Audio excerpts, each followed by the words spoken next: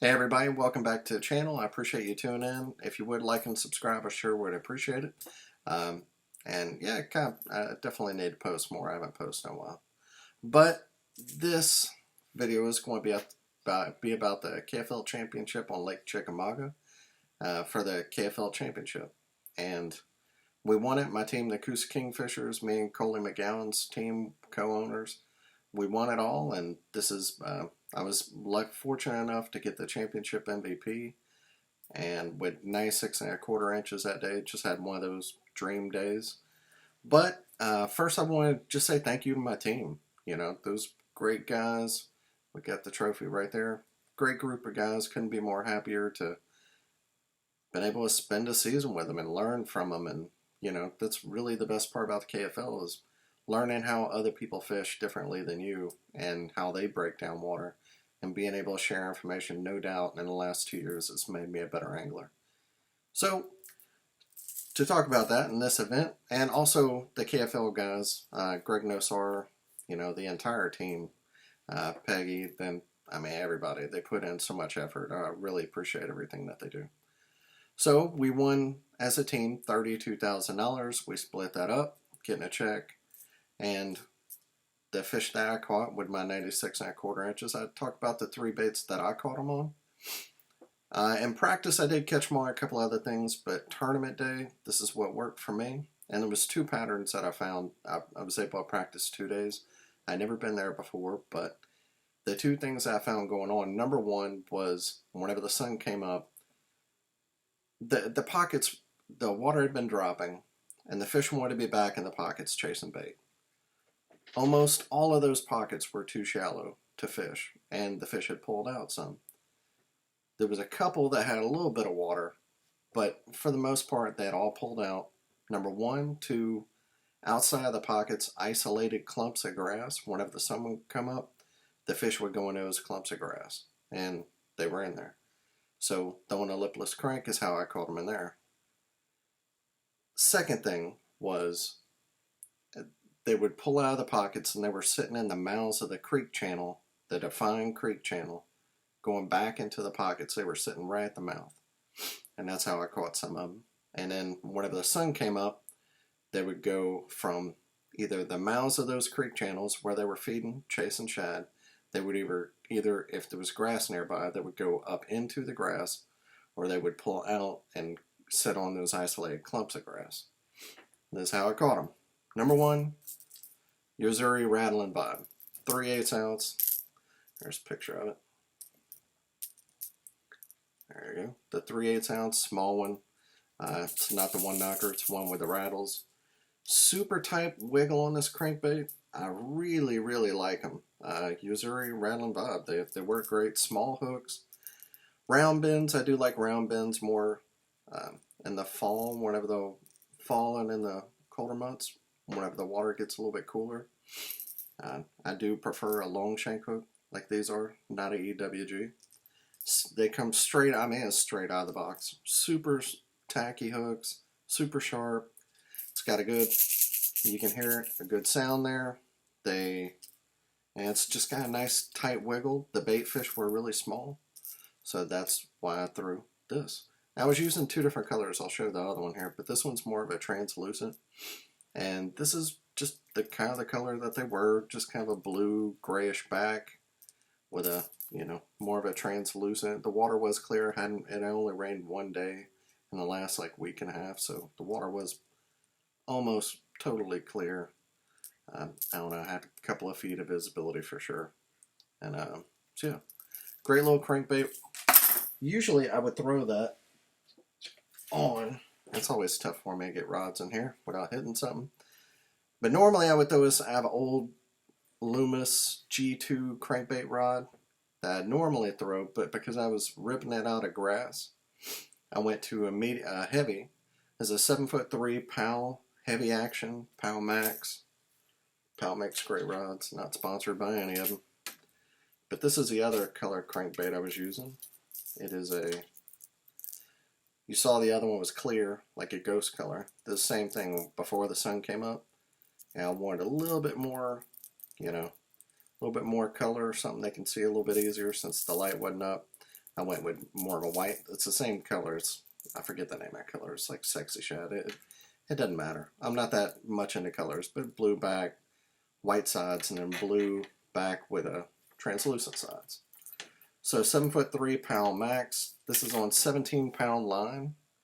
And again, I was using 17-pound line because, well, just because I was ripping it out of grass. I want to, normally a lipless, if I'm not ripping it out of grass, I'll use 14-pound line, Seaguar and Bizex, but this is 17-pound. There's a 7-speed Quantum Smoke X reel. Good reels, nothing too fancy. Yeah, 7.3 heavy, pound max. Because I was pulling it out of grass, even though I'd usually use a medium heavy. Number 2, probably. No, I think I caught the biggest. Yeah, I caught the biggest one on this. Second biggest was on a rattle trap. This is start with the reel. It's a 7. Well, the reel is a 7-speed Quantum Smoke HD. God, dog, reels don't fit in here. Smoke HD reel with 50-pound vicious braid, and that's a 7-speed, and that's the Falcon Lowrider Amistad 7'3", also heavy action. That's just my frog rod, works great. A rod you don't have to spend a whole lot of money on. But man, that Falcon Lowrider for $130, that's a heck of a rod right there. Great reels too, the Smoke HD. Really, really good reels. And of course, this is a Stanley Top Toad. I was throwing both, and with a yellow belly. It's kind of you can see the belly there. I like that TBA, Gunnersville, stuff like that in the fall. I like more of a yellow belly. I think it's more like a brim. You hear the brim popping, and I like that yellow belly. But there's a rod. That's just a good all-around frog rod, 7'3", heavy. Yeah, great rod. So, yellow belly top toad, 50-pound braid, 7-speed Smoke HD reel. So whenever they would come out of that creek channel, they would move up into the grass whenever the sun came up, and that's where I caught them, just slowly reeling that top toad. And I tried other ones. Definitely too much grass for a popper. A regular toad, a regular frog, hollow belly, probably would have worked just as well. I just happen to prefer, I throw a top toad probably 75% of the time, I'd say, and then scum frog, launch frog, I've done a video about that before. You can check my channel. And a trophy series popper, I like both those. Bobby's Perfect Frog is another great one. I really like scum frogs. They're super. The plastic one is just nothing. It's so soft and so good. Top toad, I like that a lot because they're durable. They last a long time. And the hookup ratio is awesome. That's like my favorite reason I use them the most. I feel like if I throw a top toad, it's just going to happen. They're going to get hooked up. I did miss a couple, but it's frog fishing. You're just not going to catch all of them. I think my hookup ratio was about as good as it could be for on a frog. Well, I did miss a few. That whenever kind of the last run, I was kind of doing a milk run, going through this one pocket. I would fish outside and then fish the inside. It'd take me about an hour to do the whole run. And last time I went through, I missed 3. And that's whenever, hey man, it's time to go. Yeah, I could have started flipping back in there. And definitely another thing I could have done. Didn't. I just decided to move on because I had fish in other areas. I didn't want to. They didn't seem too big. It wasn't like mass. If they would have been massive blow-ups, I probably would have went in there and tried to get them because I did have a flipping rod with me. It didn't seem like they were big upgrades. I had 4 by the time I left. My best pocket, I had 4, 18, 19, 20, and 21. So I didn't know if any of those was really going to help that, beat those 4. And if you don't know, KFL is top 10 best fish for your team. I put up 5 of them for that tournament. And my last fish, first I went and fished some other areas, some grass. It was productive during practice. 2 big kind of bays where the fish were pulled out, and they were sitting at the mouth of these bays. And yeah, it didn't really happen. I think I had one bite, but they had just moved on. They weren't there.